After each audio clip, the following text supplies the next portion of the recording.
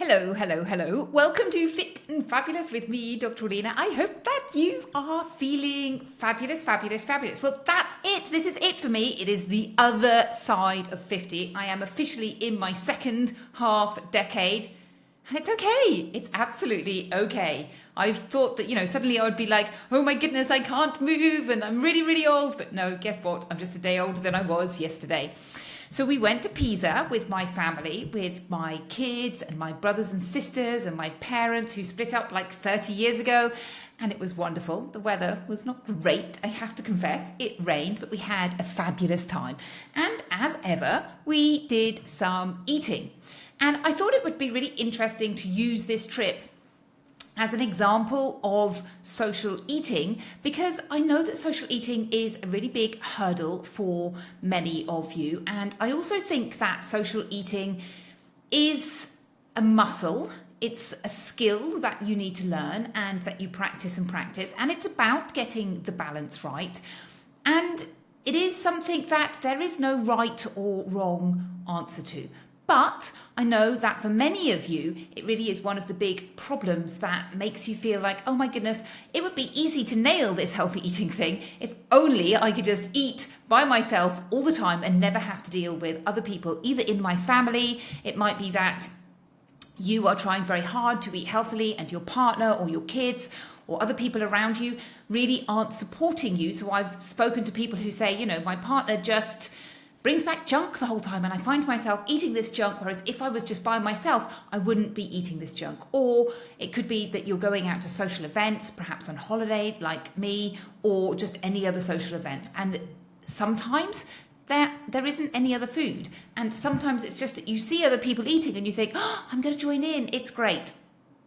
So how do we manage these situations? And how do we manage them in a way that we continue to prioritize our health and wellness, yet at the same time, we're not totally depriving ourselves so that we don't feel like, oh my goodness, everybody else is having a great time and here's me eating a piece of celery and I hate it. So that is what we are going to talk about today. Now, before we dive into some of the strategies or the theory around this, I think it's really important to take a step back and think it's not really what you do on any one day or week that's really the important thing. What's really the important thing is what you're doing day in, day out, day in, day out. So for me, I know that I lead a very healthy life. I eat very minimally processed food. I eat very healthily. I exercise well. I prioritize my sleep, my emotional wellness.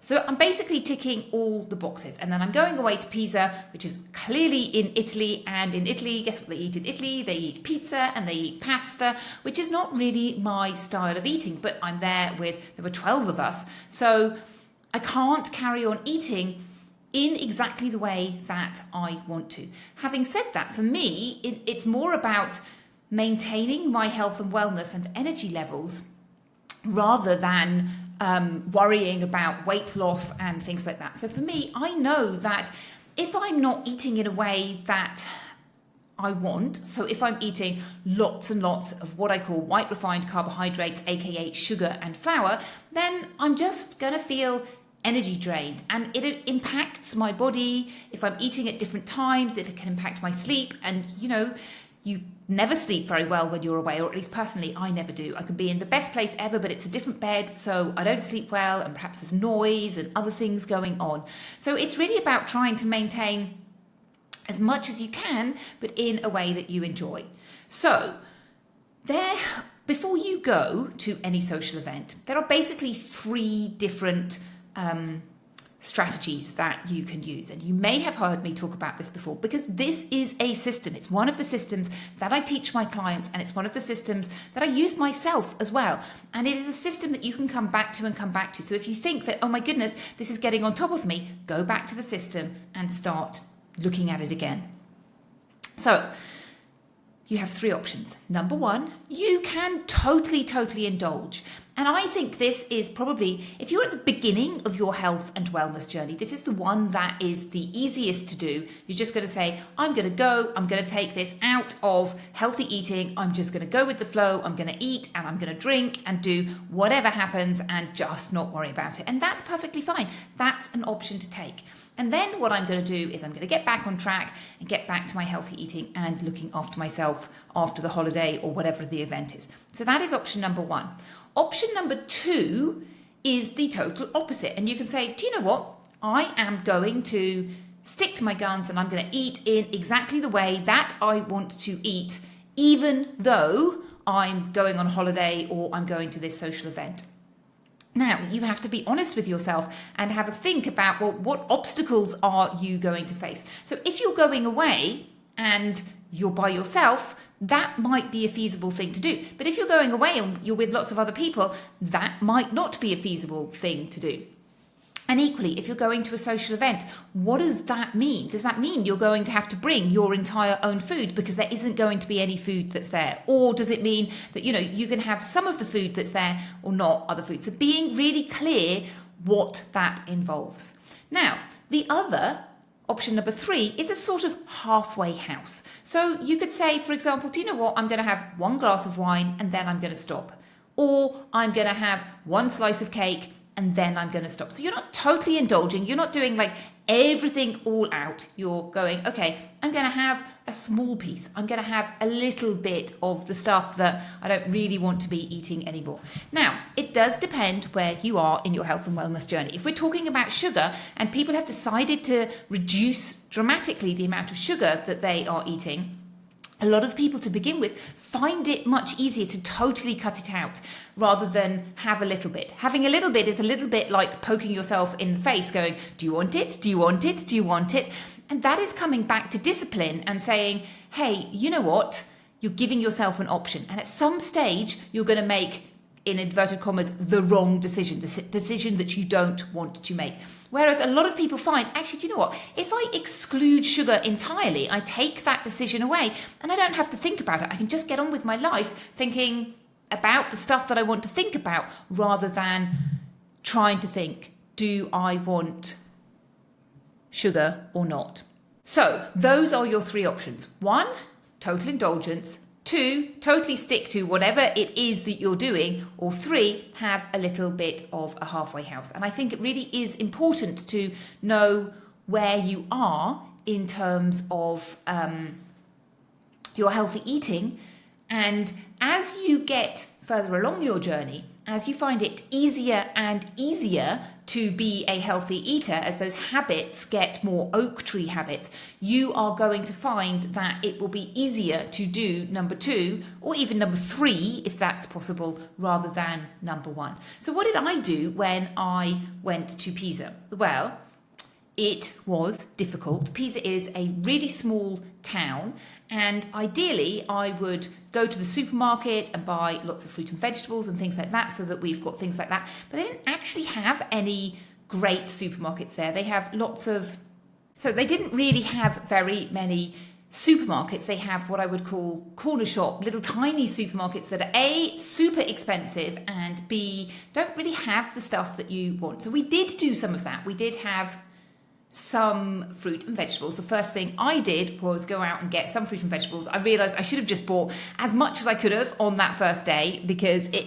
soon got eaten up, and I thought I was going to go back to a supermarket and get more, but that never really happened. I did note it was quite amusing. My family and friends all turned up with bottles of alcohol, and I turned up with fruit and vegetables. So that's one thing. And then we had some meals that were at home. So we did eat out, and that was fabulous. But we also had some meals at home, which obviously is a cost saving, and my children are very picky. So it was good to have some meals at home because it meant that the children had things they like. I know. You'd think in Italy we'd be able to find things that children would like, but it was still a little bit stressful eating out in terms of children not knowing what they wanted and not being able to find something. I know, go to a pizza restaurant. Surely you kids have something that they could like. The point about cooking for yourself in your accommodation is, well, number 1, Airbnbs are not great at having kitchens, so it's always a bit of a challenge. But it does allow you some control in being able to create food that your kids like, but also being able to add more fruits and vegetables and lentils and legumes and things like that. Now, another day we went out and we had lunch, and actually I managed to find a poke bowl, which was a little bit strange, going to Italy for 3 days and then basically eating not Italian cuisine. But the thing about the poke bowl was that it was loads of different fruits and vegetables. It was perfect, it was really delicious, and I really enjoyed it. So although it was a bit of a shame not to eat Italian that day, we got a little bit stuck in terms of, oh my goodness, where are we going to go? And my sister had been to this place the day before, and we just decided that it was a great thing. And for me personally, it gave me that boost of, okay, I don't really mind what else I have eaten to eat today, as long as I have had some fruit and vegetables. If I get some fruit and vegetables, some nuts and seeds, then I'm a happy bunny and I can cope with eating stuff that I don't particularly want to eat.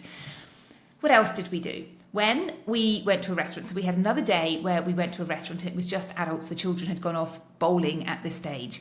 And as much as I like Italian food, and they do obviously cook amazingly delicious Italian food, it tends to be pasta with a very strong meat sauce. Now, I'm not particularly keen on meat and I'm not particularly keen on pasta, so I went for a farro soup. So farro is a whole grain. I actually don't know if this was vegetarian. I don't know if they put any meat in the stock. I suspect it was vegetarian, but it was totally delicious. And for me, that was a little bit of a new thing to go for essentially the vegetarian option, but actually I really, really enjoyed it.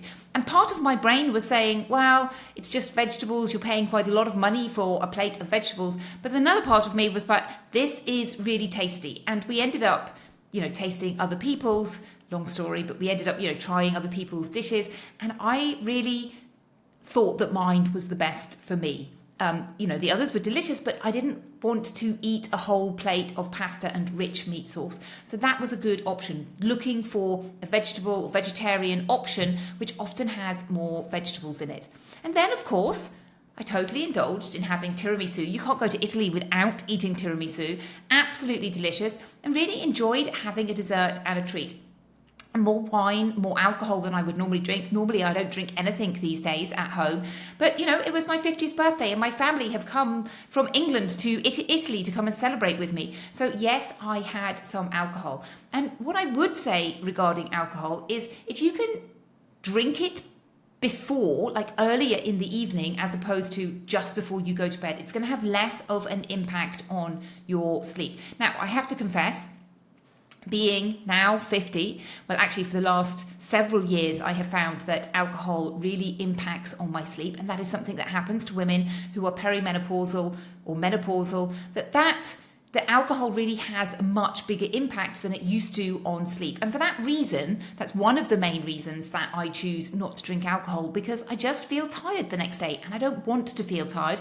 I want to feel full of energy. Now, of course, there are health benefits to not drinking. The bottom line is alcohol is not very healthy. It's not very good for you in any way whatsoever. The one thing it does give you is a little bit of relaxation, but there are lots of better ways of getting relaxation and dealing with stress in your life. And we did a podcast a couple of weeks ago on stress, so go and check that out if you haven't listened to that. So all in all, I had a fabulous time. I indulged a little bit, so I went with number 2. I indulged a little bit, but I still maintained quite a lot of my relatively healthy eating patterns. I would say one thing that I find being out and about, and I guess it depends where you are, but particularly in Pisa, is it's very difficult to get food on the hoof that is not bread based. So just sandwiches, focaccia, pasta, pizza, all of these things readily available. Other foods, not so much. And when I see something that is basically 80% bread, I'm like, I don't really want to eat that. I'd rather have a piece of fruit or some vegetables or something else. So it does involve a little bit of planning at times. Or on the last day, our flight was at lunchtime. We kind of didn't really get very much lunch and we had to wait and have a late lunch or early dinner at home. It was only an hour's flight. So it wasn't really a big deal, but it wasn't ideal, I would say. So sometimes it doesn't all work out perfectly, but you can get a balance between total indulgence and total deprivation. There is a balance to be had. So I hope that was helpful for you. The one thing I would say about eating in a social situation, and this big issue of, well, they're eating this or drinking this, and I really want this. When I see somebody else doing this, I want to join in. That bit is a mindset piece. And that bit really is the muscle that you need to practice, seeing somebody else doing something that part of your brain wants to do and going, do you know what? Actually, I'm enjoying myself not doing that. I'm enjoying myself not eating the meat and pasta. I'm enjoying myself having a little bit of alcohol, but not loads of alcohol. I'm enjoying myself sitting here watching somebody else eat an ice cream or a cupcake. And you really have to pay attention to the things that are the positives. So connecting with your family, having a good time in other places, and not focus on that feeling of deprivation. The feeling of deprivation is that you have a desire and you aren't fulfilling that desire. Actually, as you go along your healthy eating journey, you'll find that your desire for sugar goes down. And so you don't feel like you're depriving yourself. You just feel like you're looking after yourself. And you feel like you are putting your health and your wellness and feeling great and having lots of energy and leading your best life, and you're putting that first. And that feels oh so much better. So I hope this was helpful, and I will see you again next week. And if anybody wants to talk about this kind of work, this is exactly what I do with my coaching clients. And if you're interested in finding out more, please book a call and we will chat about what it would look like if I supported you with this. Have a fabulous day.